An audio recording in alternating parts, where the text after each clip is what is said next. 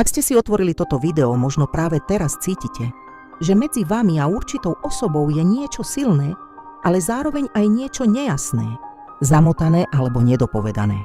Prvá karta ukazuje, že jeho alebo jej city nemusia byť úplne čisté a jednoduché. Môže tam byť príťažlivosť, túžba, silná energia, ale zároveň aj opatrnosť, pretvárka, strach alebo niečo, čo sa pred vami skrýva. Táto osoba môže cítiť viac, než priznáva. Lenže namiesto úprimnosti môže voliť obchádzky, mlčanie alebo správanie, ktoré vás metie. Ak ste mali pocit, že niečo nie je povedané na rovinu, karty to potvrdzujú. Karta psa však prináša veľmi dôležitú správu.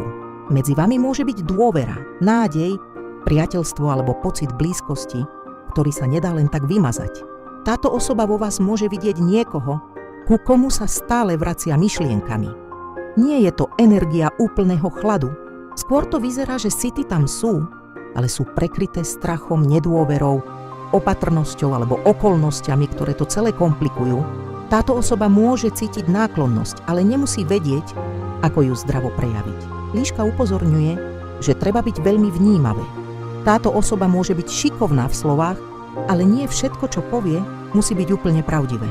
Môže si vás testovať, môže niečo skrývať alebo konať tak, aby mala situáciu pod kontrolou. Tieto tri karty spolu hovoria, city existujú, ale nie sú čisté bez tieňa. Je tu príťažlivosť, puto a možno aj túžba po blízkosti, ale zároveň aj klamstvá a opatrnosť, manipulácia alebo nejasné úmysly. Ak cítite, že vás táto osoba má rada, pravdepodobne necítite zle. Ale ak zároveň cítite, že niečo nie je v poriadku, aj to môže byť pravda. Karty vás vedú k tomu, aby ste nepočúvali len slová, ale hlavne skutky. Táto osoba k vám môže cítiť viac, než ukazuje. Lenže otázka je, či sú jej city úprimné, alebo či sa za nimi skrýva aj hra, strach či nepravda. Ak chcete vedieť, čo konkrétne cíti práve k vám, napíšte mi správu.